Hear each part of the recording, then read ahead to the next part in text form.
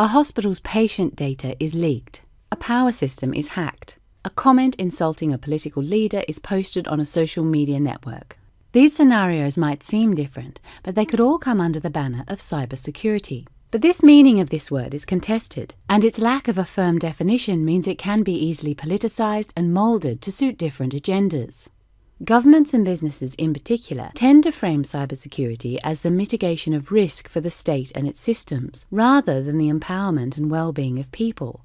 This can help justify repressive measures like internet shutdowns and restrictions on encryption. To resist this, human rights defenders need to understand the different definitions at play and be active in shaping a common definition of cybersecurity which is positive and rights-respecting.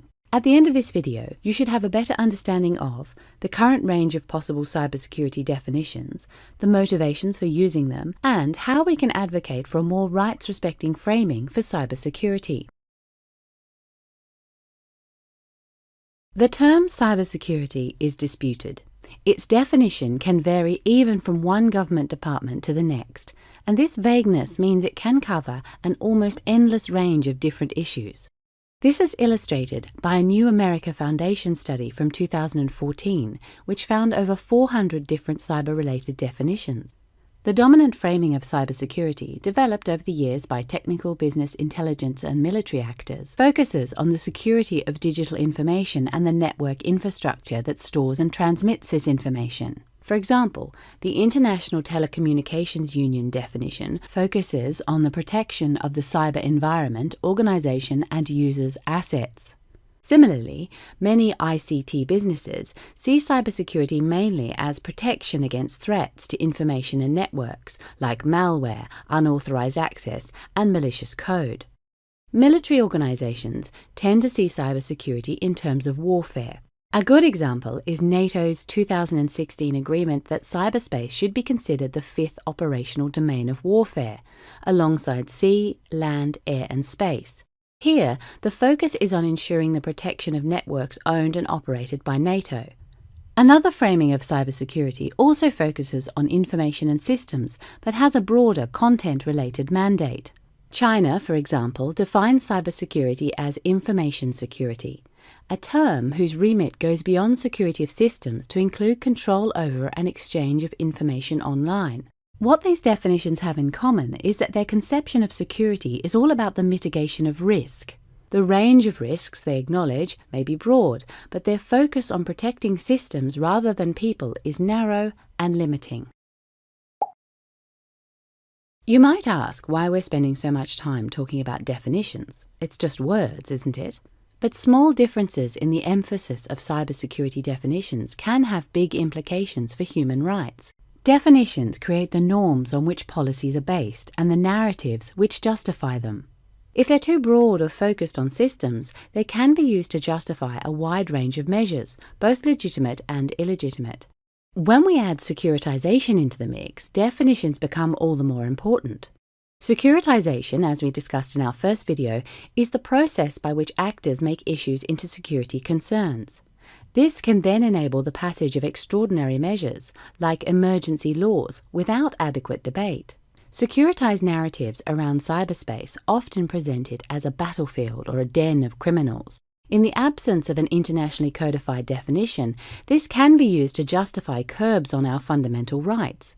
In the context of cybersecurity, this might mean more restrictions on content and freedom of expression, more disproportionate measures like mass surveillance, and more measures to undermine anonymity. These narratives may create the impression that security and human rights are somehow contradictory, but this isn't true. In fact, they depend on one another. Security isn't just something that is enacted on things in a narrow, negative sense of mitigating harm. Security is a positive concept, referring to a person's freedom and capacity to act. This is even recognized in human rights law.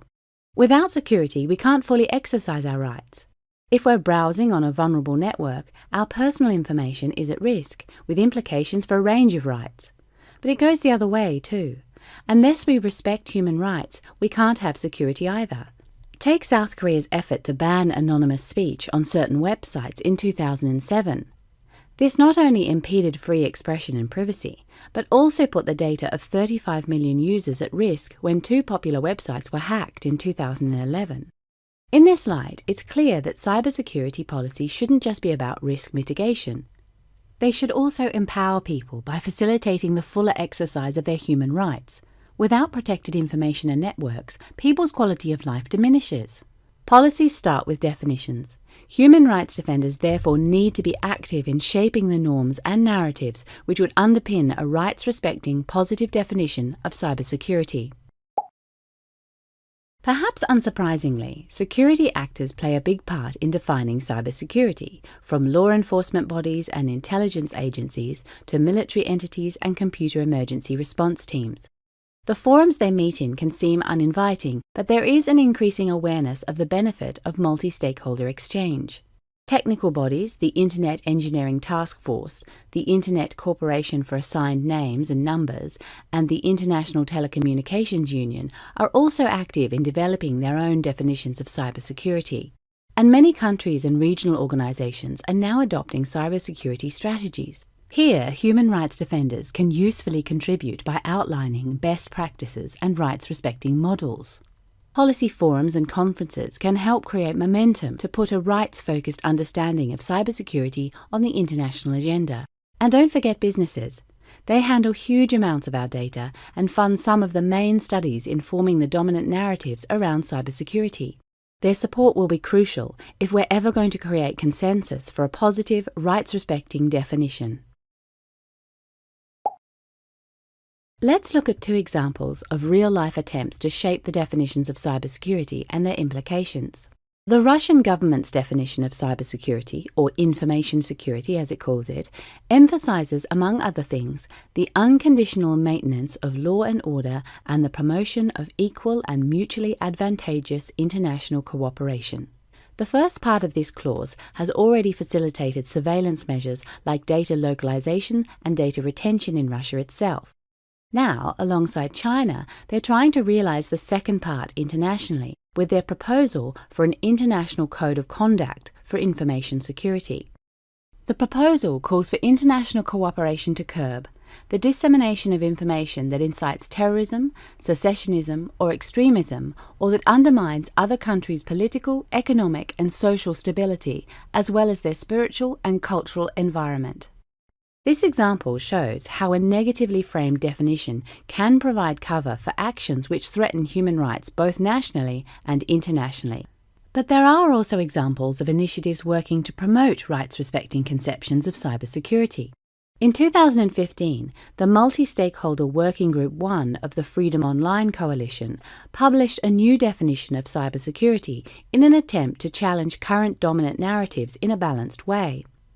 Starting from the principle that human rights apply online as well as offline, it says that cybersecurity is the preservation, through policy, technology and education, of the availability, confidentiality and integrity of information and its underlying infrastructure so as to enhance the security of persons both online and offline. Note the focus on people rather than systems and how it bridges policy, technical and human rights perspectives.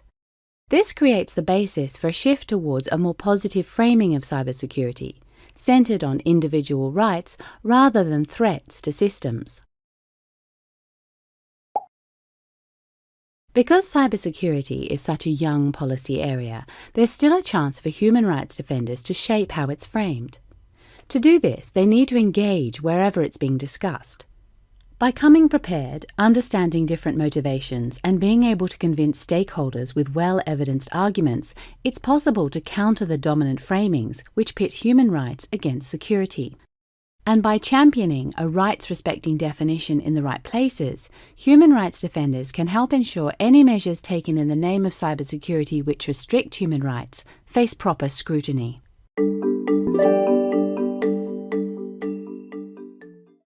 You can't talk about cybersecurity without talking about technology.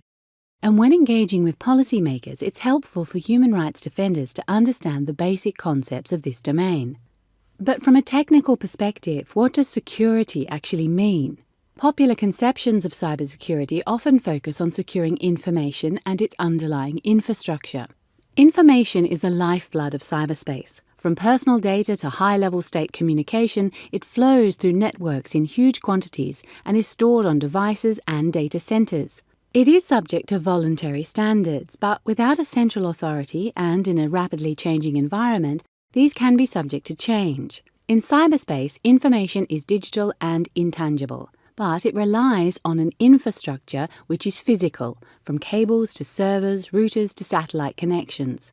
Data and metadata in cyberspace can be vulnerable at different points and be undermined in different ways.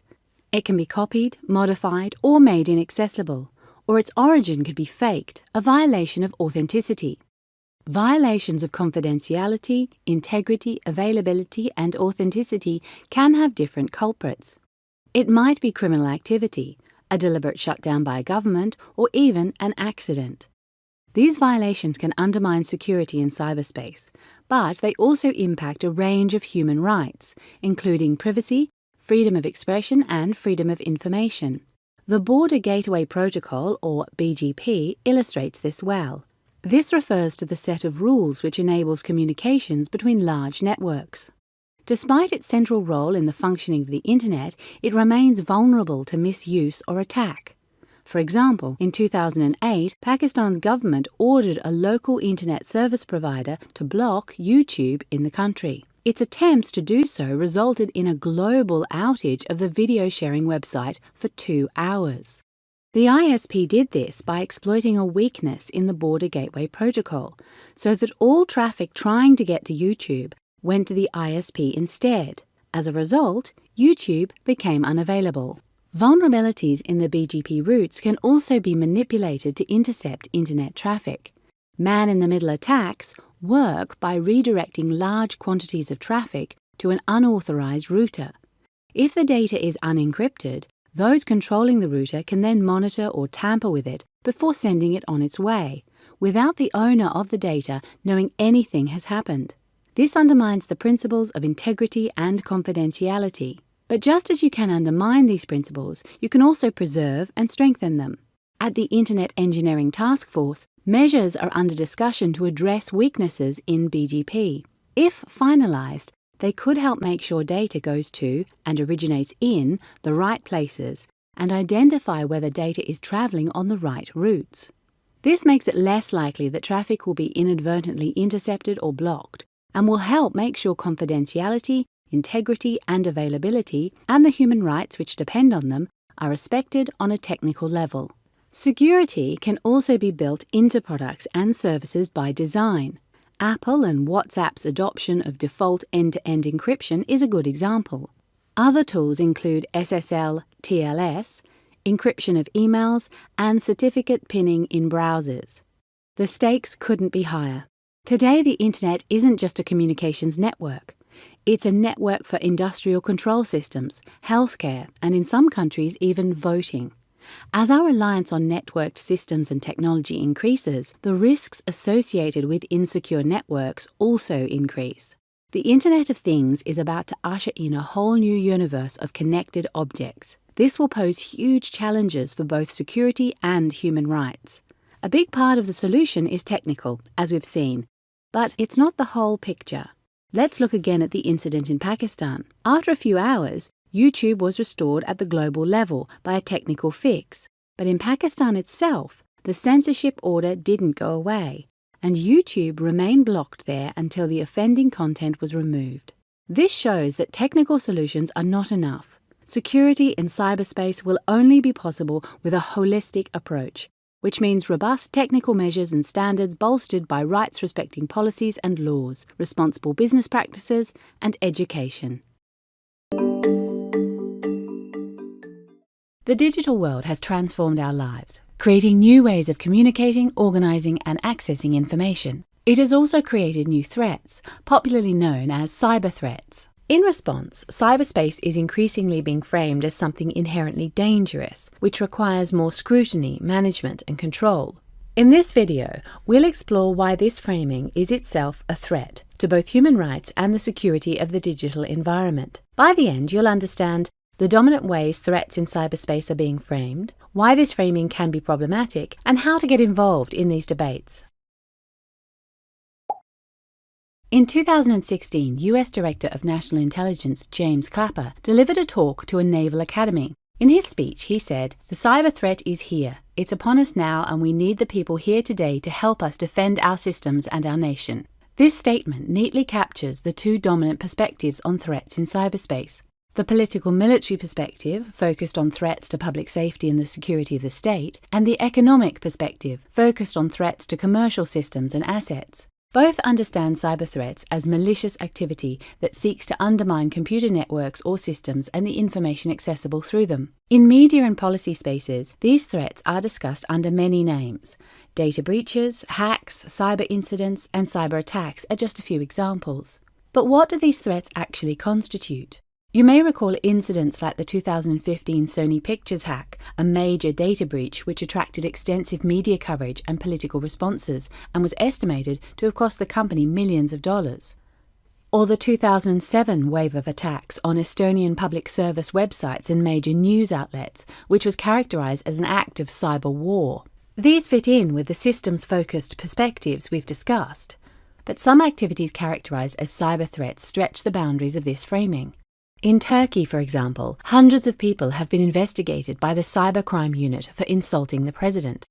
Here, a cyber threat can be taken to mean activities which simply involve the use of an information technology. This blurs the line between activities which affect the integrity of online systems and networks and activities which simply involve the internet as a medium. It means an art thief who uses Google Maps to escape and someone who hacks into a banking website could both be considered cybercriminals. And with cybercrime increasingly overlapping with a range of policy debates, from internet governance to child safety and counter-terrorism, defining where these boundaries sit is only going to become more important. We've established that there are ambiguities around how a cyber threat is defined. But why does this matter? Some argue that the looseness of the term feeds into securitized narratives, which present cyberspace as inherently threatening. This can then justify disproportionate measures which undermine human rights. In other words, when everything is deemed a potential cyber threat, proportionality and due process can often be forgotten. Let's be clear, there are real threats in cyberspace, and unless we're protected against them, our everyday lives will suffer. Major public services and businesses now depend on the security of networks and systems. And without proper measures in place, the huge amounts of sensitive information we share about ourselves, like our sexual orientation, political activity, or location, is vulnerable to misuse. But a securitized reading of cyber threats can create new threats for both people and systems. For example, a ban on encryption in the name of terrorism and cybercrime doesn't just damage human rights like privacy and freedom of expression, it weakens security too by creating more vulnerabilities in systems. A backdoor, after all, is a backdoor to anyone, whether that's a policeman or a criminal. So many of our rights depend on our networked information infrastructure. It's what enables us to communicate, organize, associate, create, and distribute content. If we want to retain these benefits, we need to fight for a more balanced understanding of cyberspace and the things which threaten it. Without considering rights, there can be no real security. Threats in cyberspace are discussed in a range of forums, dealing with issues related to cybersecurity, cybercrime, and cyber warfare, among others.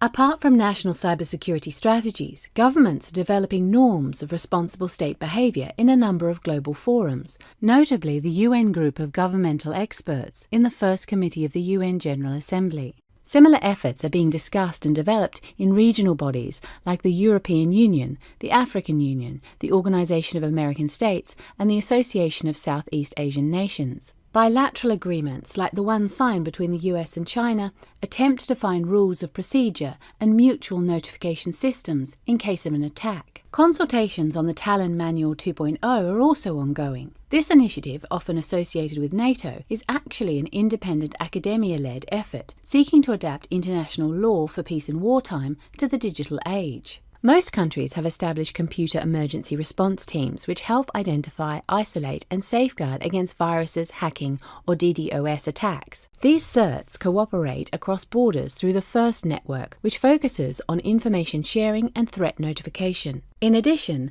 there are several discussions taking place on so-called responsible disclosure. This means allowing detected vulnerabilities in systems and networks to be safely disclosed without legal persecution. This happens both at the national and regional levels. Finally, threats are often discussed at conferences and policy forums, like the Global Conference on Cyberspace, DEFCON, Black Hat, the cybercrime conferences hosted by Europol and Interpol, and PETS.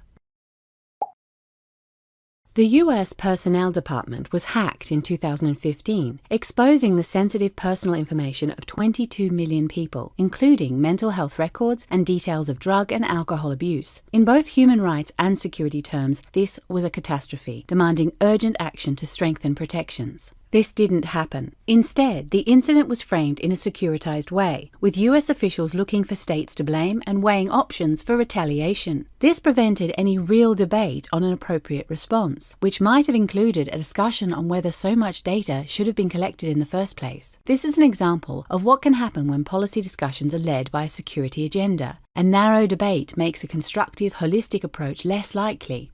Pakistan's Prevention of Electronic Crimes Bill has been under negotiation since 2015. It aims to fight crime and terrorism by restricting the ability of these actors to organise and communicate online. To do this, the bill seeks to criminalise the production, distribution and use of encryption tools. This is a good example of a disproportionate measure in response to a securitized framing of a threat. The bill makes no distinction between the tiny number of users who might use anonymity for criminal purpose and the vast majority of users who simply wish to protect their right to privacy. It also threatens free speech by criminalizing content deemed to praise those accused of a crime. The bill is not only an ineffective approach to fighting crime, it also threatens online security and data protection and undermines free expression online. Human rights defenders can engage with these issues on several levels. As individuals, we can step up efforts to strengthen our own digital security and help raise awareness of the dangers that come with digitization. We can encourage and support businesses in bringing their internal capacities up to speed and make sure they're following human rights and data protection standards. We can intervene in the spaces where threats are discussed to make sure a more proportionate, rights-respecting definition of cyber threats takes hold. And we can push governments to put in place adequate legislation and policies which put responsible limits on the power of intelligence and law enforcement agencies.